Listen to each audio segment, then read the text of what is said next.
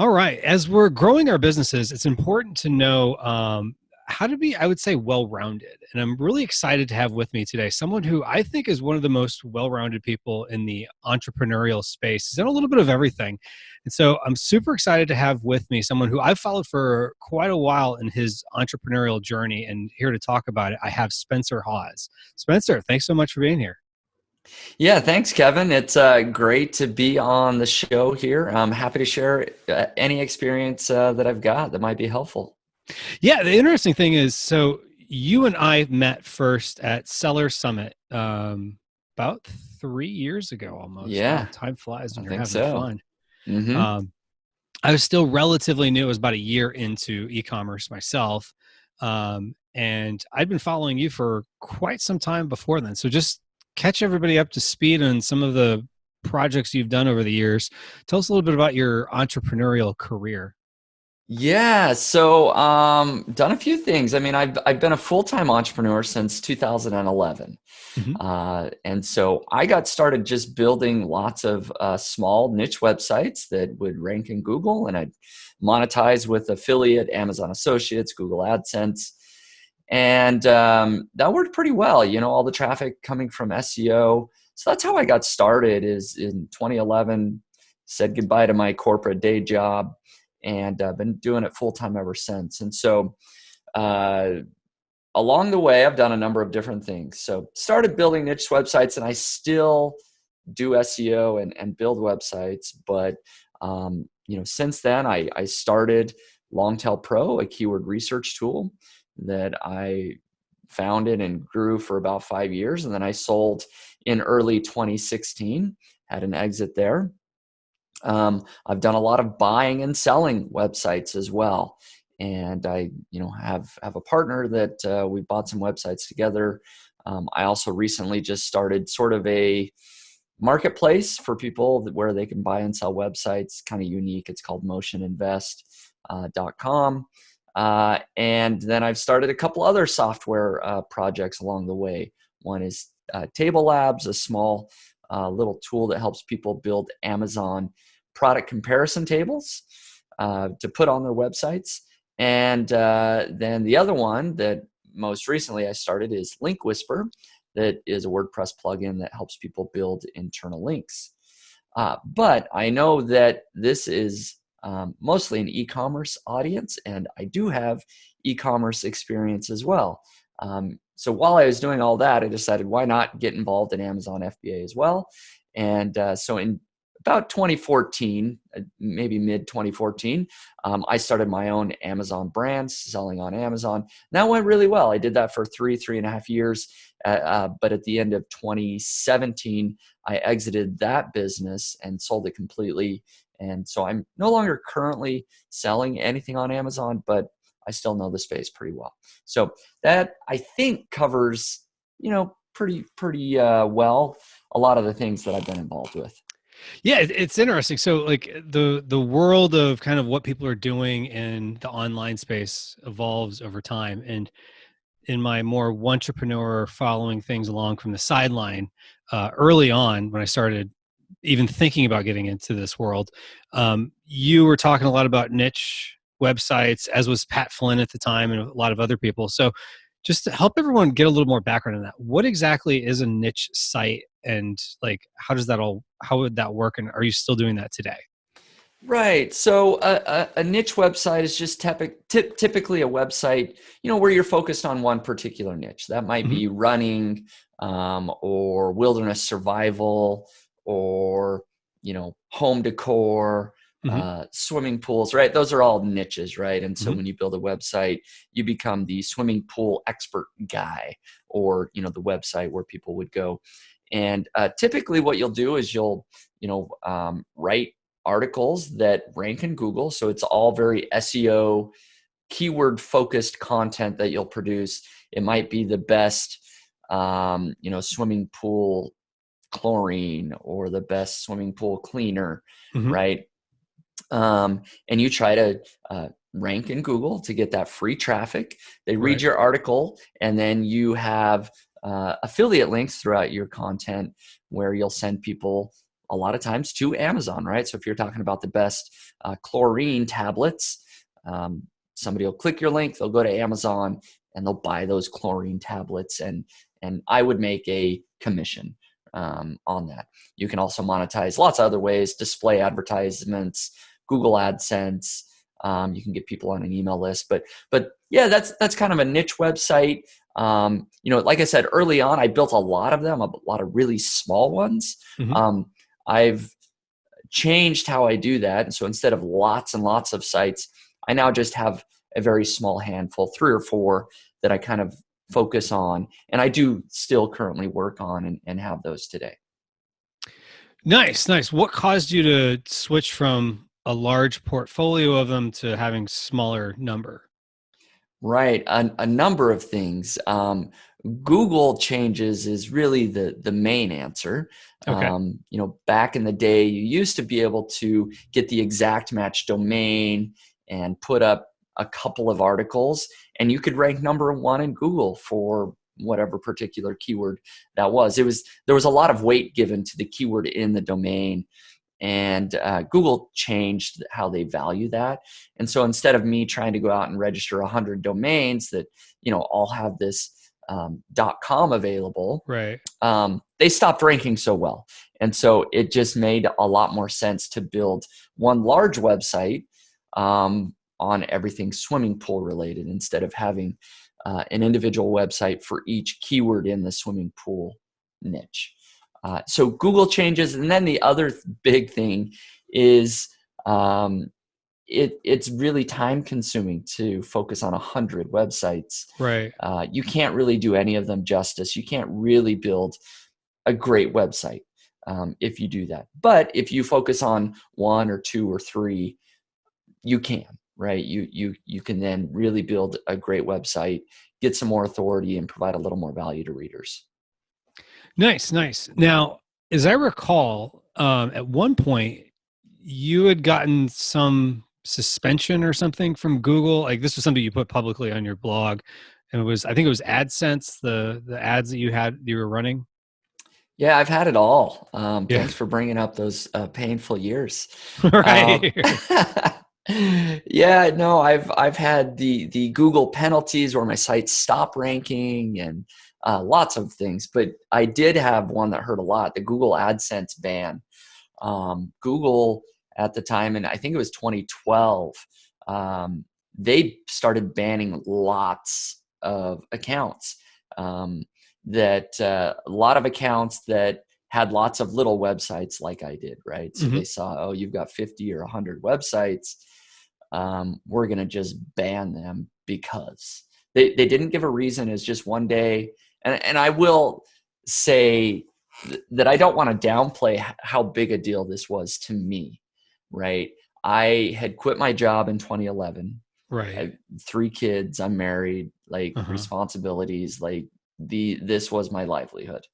And to one day log into your account, and I made 90% of my money through Google AdSense, Oh wow. right? To log into your account and all you get is 1 or 2 sentences that says, this account has been banned.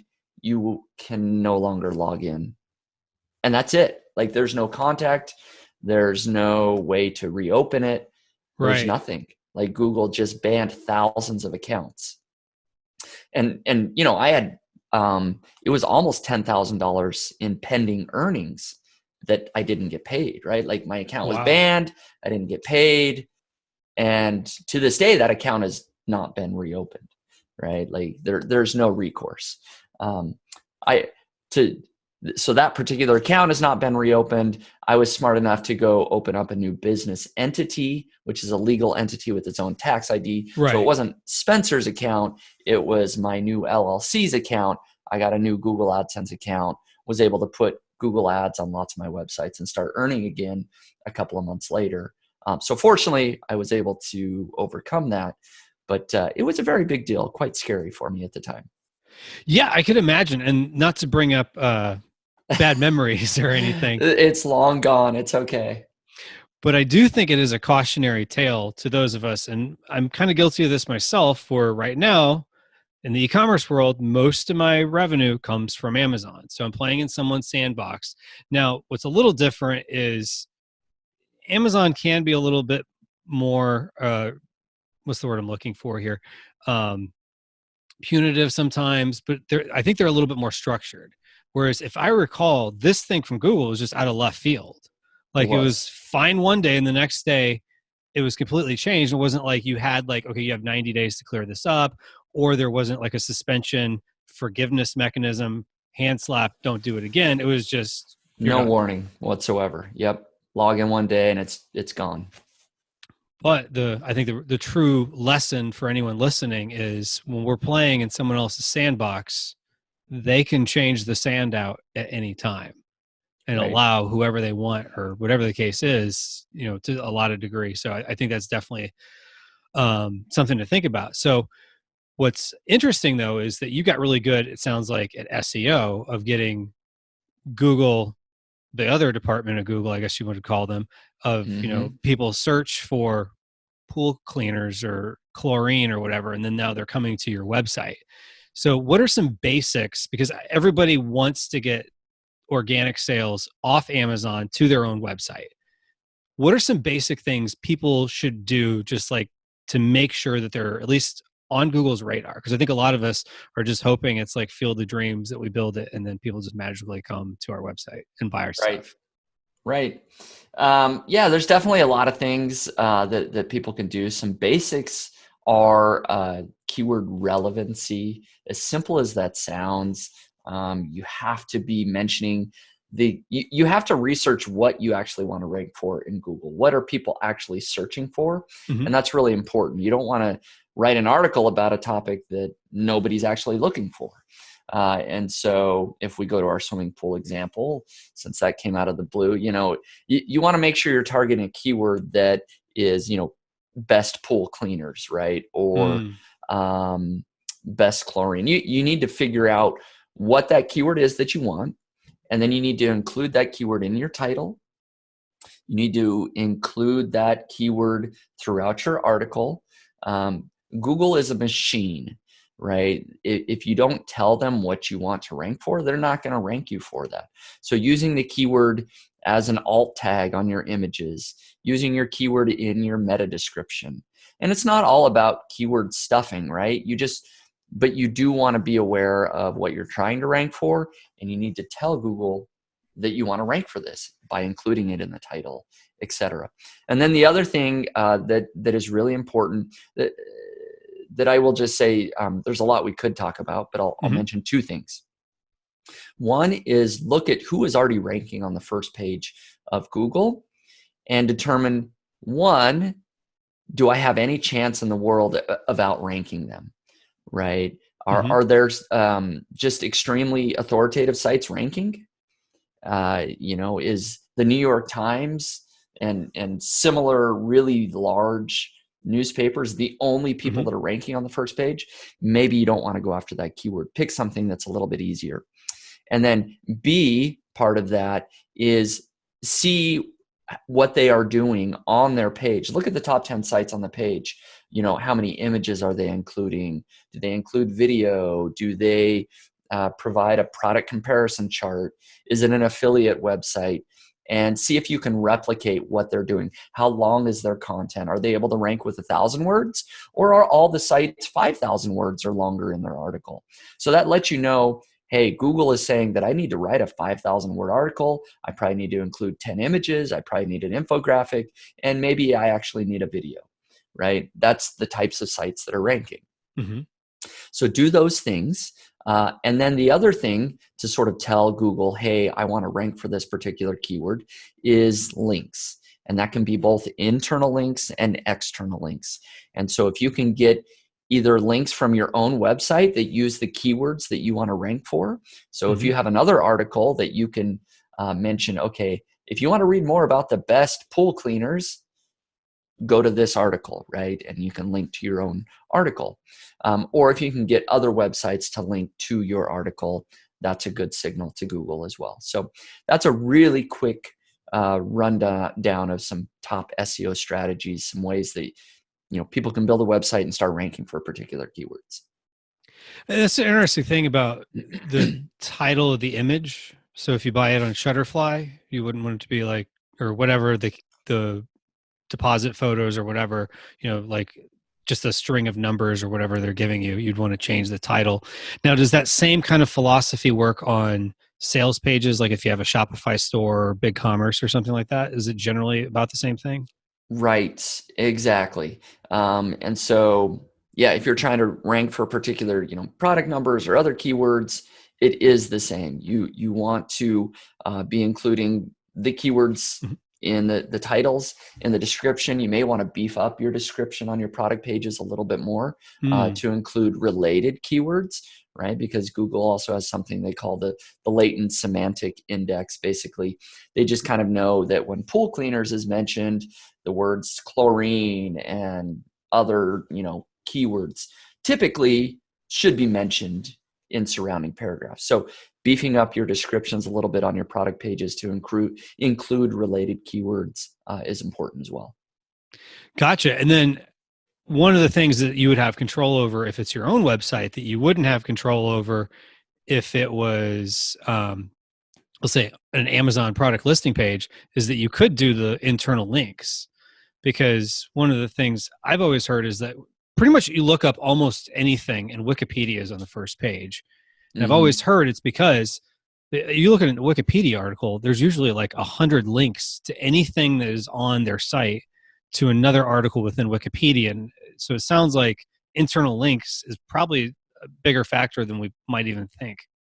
Yeah, it's a huge factor. Again, Google is a machine, and links are how they find things and sort of categorize things. And so, if you can do a really good job, like Wikipedia does, Mhm. of structuring their website, that you know, if you want to read about this particular person, they've got a link to that particular person. Google Right. knows exactly what they're trying to rank for. They're trying to rank for Thomas Jefferson, right? And every time the word Thomas Jefferson is mentioned, it goes to this really big Wikipedia article. So who I don't know, but if you type in Thomas Jefferson on Google, Wikipedia is probably number one, right? So internal links are really important. And I do agree that a lot of people overlook that. They always look to the external links, right?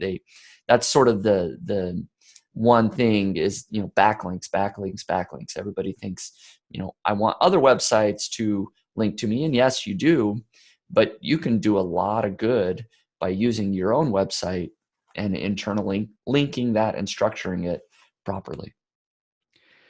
Yeah, because everyone talks about external links or whatever. Like you want the New York Times or somebody with authority to point back to you, but you don't have any control over that. Right. Whereas, at least with internal links, you could control it. Now, if you have 5 pages on your website, it's pretty easy to figure out where to link back to whatever. But over time, if you're adding articles, adding sales pages, adding things of that nature, it must be kind of daunting because to remember what might go back to whatever, because like I'm thinking about like Wikipedia, use Thomas Jefferson for as an example. Hmm. You would never see an article with Thomas Jefferson's name mentioned and it's not linked to the Thomas Jefferson article. So they must have a way of automating that, right? Because otherwise, how would they? Like, if you're writing the article, you'd forget. Somebody would forget because it's like just an army of volunteers. Right. Yeah, that's a good question. I would imagine they do have some tools, but I don't know. Um, but for your own website, yeah, it can be difficult to remember, and which is sort of the reason why I created Link Whisper, which is a plugin. It helps you organize and manage your internal links for your website. Got it. So it does that kind of finding Thomas Jefferson, and now does it just automatically link to Thomas Jefferson, or say, do you want to link to this Thomas Jefferson? It suggests it type of thing. Right. It provides a list of suggestions. So you write your article, and then below that, it provides a whole list of suggestions, right? So if you've mentioned Thomas Jefferson, it'll it'll have that option. I'll say, here's the sentence you mentioned, Thomas Jefferson. Do you want to link to this Thomas Jefferson article? Right. And so there might be a dozen different link suggestions. You just check a box next to the 5 or 6 that you want, hit OK, and those are automatically added. Gotcha. That's an interesting thing because I don't hear a lot of people. I don't follow the SEO world all that much, but that's not something I hear about quite frequently.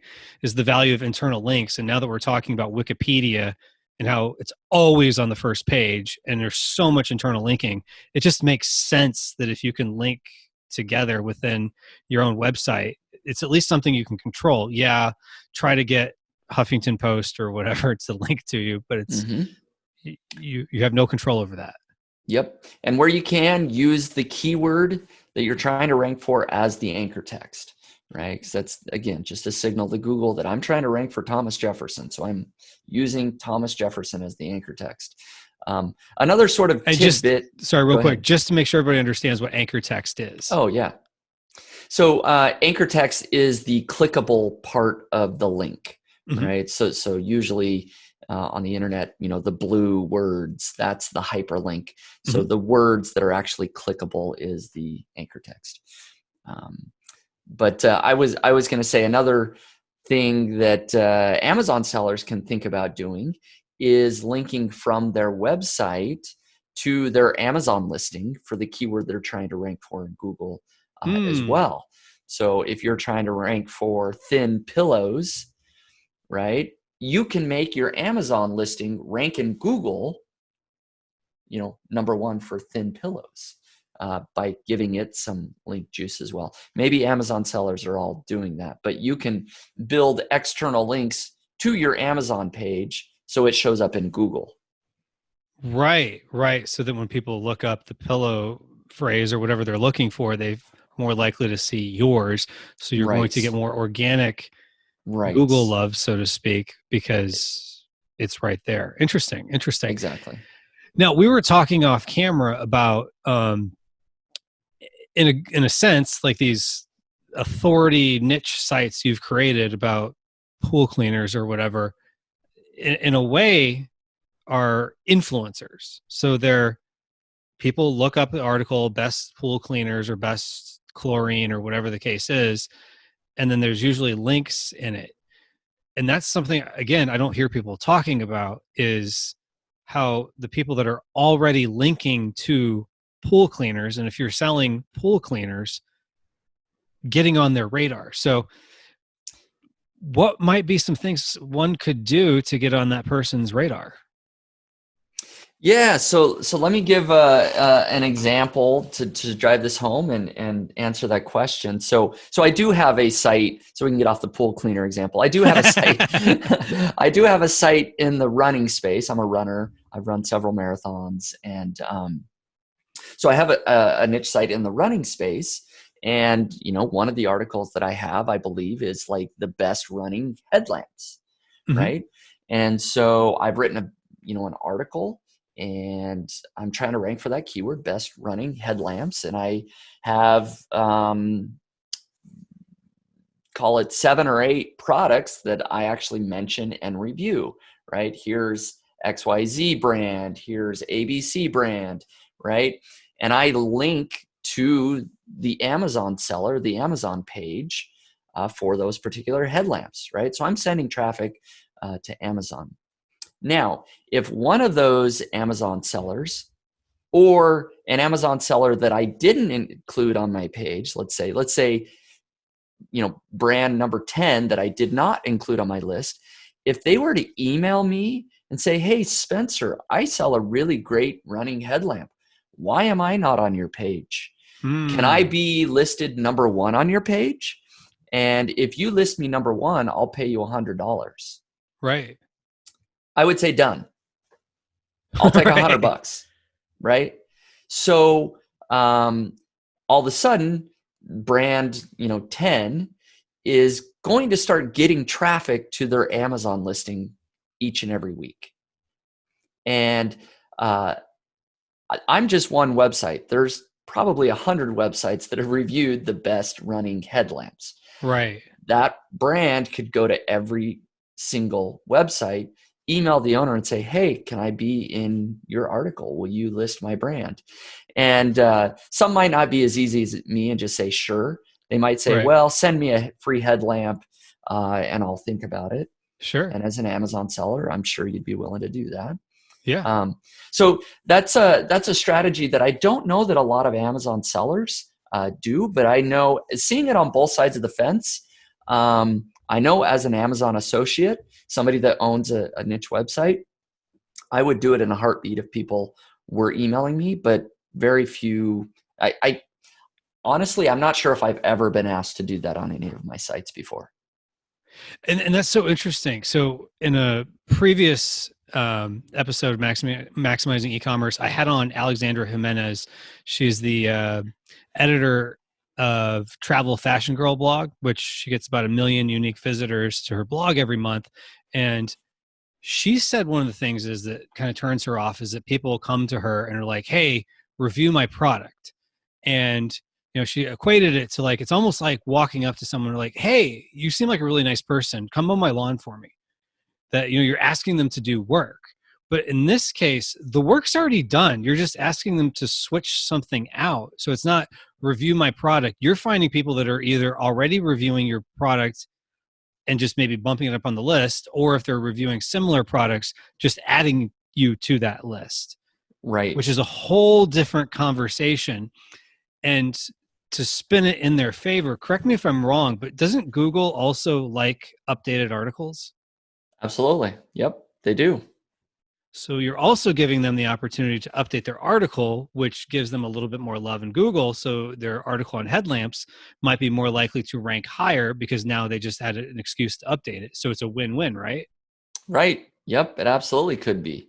And to make the job easier for the publisher, the niche website owner, you could even offer to say, "Hey, I'll even write a couple of paragraphs for you to, write about the features of the headlamp. You just, if you want, you can just copy and paste this, right?" And Right. so they feel like they don't have to do anything; they just copy paste. Again, not everyone's going to be that easy, but Right. knowing a lot of website owners, many of them will be that easy. Right. Exactly. And at the end of the day, the worst case scenario, say you email them, they don't write you back, Right. And you're that'll out happen two too. But minutes for yep. sending an email.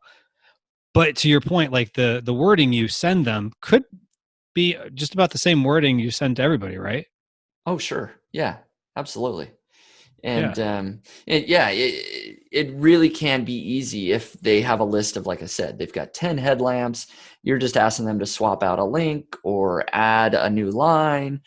It doesn't have to be a lot of work. And if you make it worth their time, right? Like, hey, I'll, pay you some money to be listed, or, something, right? You could figure out some other special deal or something. People are willing to listen.